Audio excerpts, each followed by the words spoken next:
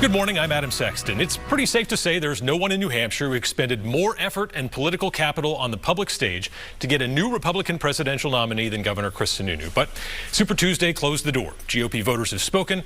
Former President Donald Trump is back, and it appears we are headed for a 2020 rematch. Here to talk about that and much more this Sunday morning is Governor Chris Sununu. Thanks for being here, Governor. Thank you. So you had a lot to say about the former president over these last few months. Primary campaigns are tough, but is it safe to say you will be an enthusiastic supporter of Donald Trump come November? Well, I'm going to support the ticket. I'm going to support Donald Trump, but my focus is definitely going to be here in the state, right? Especially as an outgoing governor. I think we've done a great job for the last 4 terms, and you always want to leave it better than you found it, and hopefully work hard to make sure that what we've done, some of the fundamental changes we've brought to bear, can be continued on.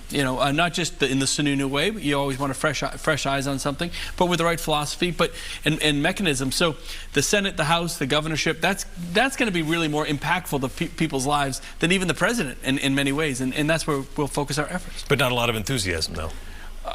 Well, for the party, I'm very enthusiastic for the nominee. I mean, he's the head of the. Well, look, Donald Trump's Donald Trump. I mean, Donald Trump. No one can hurt him. No one can help him. He is his own thing, right? Whether you stick with him, whether he earns the votes, is 100% on him, and he's going to campaign in his style and his way. My focus, as it always has been, is the state of New Hampshire. You repeatedly called him a loser.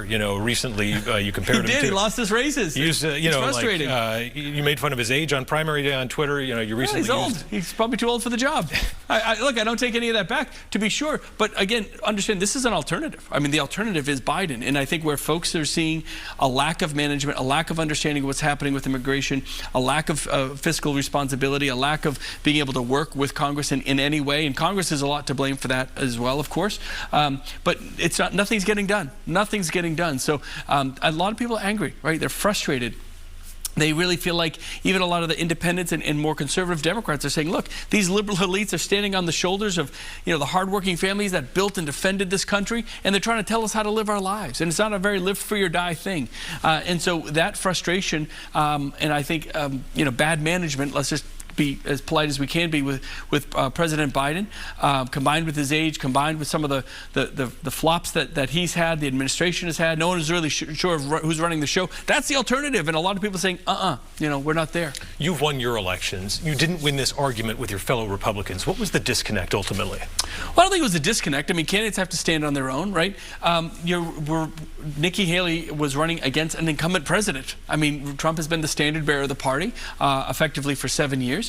That's a hard, machine to really run against. I think she did a phenomenal job wiping out all the other candidates, making sure folks had a clear and decisive choice, which they did here in New Hampshire and all the other states beyond. And the most important thing is the voters decided, not the political elites, not the Republican National Committee, not Donald Trump. It was really the voters that decided who they wanted to be the standard bearer for the party. So I don't think it was a disconnect at all. Everyone's different. And again, people don't support somebody just because I say so or because I provide an endorsement or anyone provides an endorsement. They really, especially here in New Hampshire, they do their homework. And at the end of the day, they chose Trump by a little bit here in New Hampshire, definitely a little more in some of those Super Tuesday states, where again, a lot of the challenge Nikki had was she could only campaign for a couple weeks in those states, right? Trump had effectively been on national TV media and the standard bearer for 7 years. So that's a big hill to climb. I think she did a great job.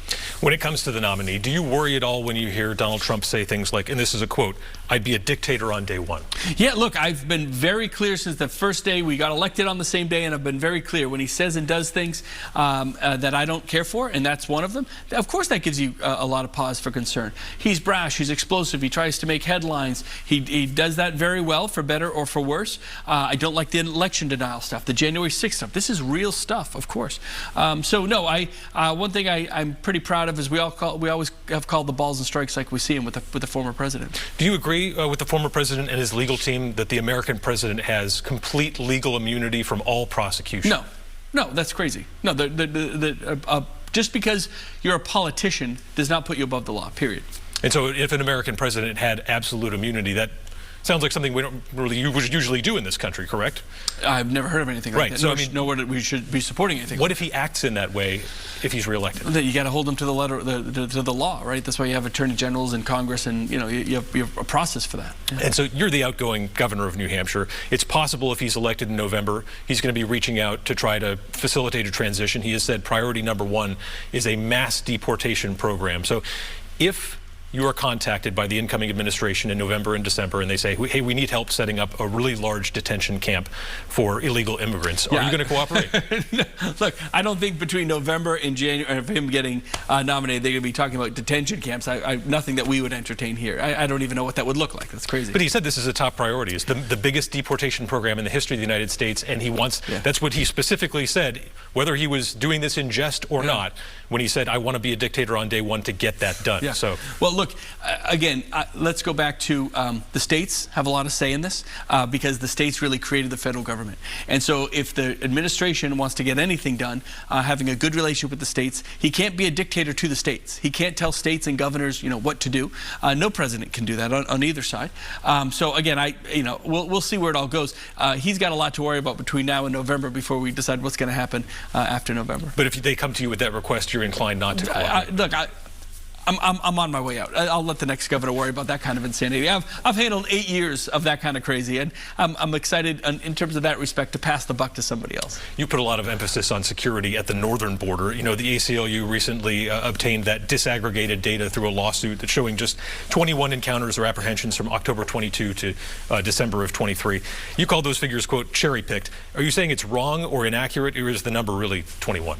Yeah, no, again, our efforts aren't just about our small border, right? The border has to be protected from the eastern part of Maine, all the way what we call the Swanton sector, all the way into Vermont and even into New York.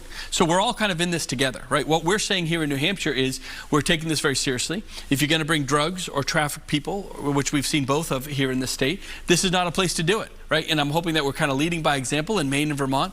We'll take it as seriously. We've had more folks on the terrorist watch list across the northern border than the southern border. That's amazing, considering so many more people en masse across the southern border. But the people on the terrorist watch list are coming here. And they're specifically coming down through the kind of Montreal, Quebec, into New York. That's Buffalo and the Swanton sector see the most amount of potential crossings in that area. So, again, we're a piece of that pie. We're going to do our job. And look, even our Democrat federal delegation said more resources have to be put on the northern border. So this is not political. The ACLU is dead wrong, as they always have been. They just kind of cherry-pick data so they can raise more money and try to raise, try to tell people that we don't have a border issue in this country. Everybody knows we have a border issue in this country, both northern and southern. It's a real issue. It's very serious. We're taking it seriously here, and we hope other states do as well. So you're saying that number, 21, is incorrect? No, I'm saying that we look at the entire sector. The whole thing. Yeah, you have to, because when they come through Maine, are they going to stay in Maine? No, they're going to have to come through New Hampshire. When they come down through Vermont, do they just stay in St. Johnsbury and not cross the border? No, they come down through Vermont and then into New Hampshire. So they're just looking at the number that actually crossed our tiny little border here. We're looking at the system as a whole for the entire Northeast. Yeah. But to that point, if you're going to spend $1.4 million and there are only, one immigrant per 3 weeks, essentially, over that time period, why not reallocate those resources on I-95 or... Oh, we already have a lot of resources. Yeah, no, that's a great point. Remember, the federal government used to give us a lot of this money. We're just replacing the grant funds that were taken back from us from the feds. As they mismanaged the southern border, they took funds and resources and sent it to the southern border. I said, hey, we need help up here. Mayorkas said, no, we're not going to replace that. I said, okay, then we're just going to do it ourselves. So all we're really doing is what we've always done, if you think of it that way, right? We have a northern border of alliance on law enforcement. There's communication, there's technologies and manpower that's being put up there that right now is not up there. And that allows us not to protect the border and keep these communities informed about what's happening. But it's not just a New Hampshire issue, right? It's a Maine, Vermont, New York issue. And that's why the ACLU is going to try to cherry pick a little piece of data to try to make a point. It's all politics with them. We're about the practicality of keeping our communities safe. And if more resources are needed, then absolutely, we're going to even put more resources up there. The difference being that New Hampshire taxpayers are footing the bill right now because the federal government is not. Another on that issue. I mean, if I may, in Texas has spent. You can complain about we're spending $1.4 million here in New Hampshire. They've spent $2 billion last year of their own money. $2 billion to secure the border just in Texas. So states are having to do more of their own where the federal government is completely falling down. And you're sending guardsmen to Texas to assist in that effort. I know this is an issue that came up at the Executive Council meeting and you got into a little back and forth with Councilor Warmington. But, this is a little different than the usual deployment because, again, Texas is trying to fulfill a federal role. So is there any concern that if there is friction or some kind of clash between these state-level forces and federal officers, have you given any direction or will General General Michaelides give any direction to the guardsmen who are there about what happens if there's some kind of standoff or confrontation between federal and the Texas military department? Yeah, so we've sent folks to the border before. This is not the first time. We've sent hundreds of people to the border. We did one in the southwest part of the state. We've done. We just had nearly a couple hundred come home from Texas last year. We're sending some more down now. So there are already protocols in place for chain of command, who responds to who. That's all been established and in place. So I appreciate Councilor Warmington trying to make some political hay for her own campaign. But this isn't about politics. This is about protecting the border and to understand that the fentanyl that we see here on the streets of Manchester, in New Hampshire, that's all coming over the southern border, every bit of it. And it's basically a free market for them right now because no one's guarding the border, no one's protecting the border, and we're, if not just New Hampshire, but if all the states kind of do their part and go down and be part of that solution that the federal government is no longer willing to be of. I mean, how about we start? I said this to the president a couple weeks ago. I said, when we talk about policy changes, how about we start with the Obama policies? That would be a win right there. I mean, I think a lot of folks would love if we just went back to the Obama policies. That's how bad this has become. So my point is, it's not a Republican-Democrat thing. It's a national security thing, and it's our #1 national security issue.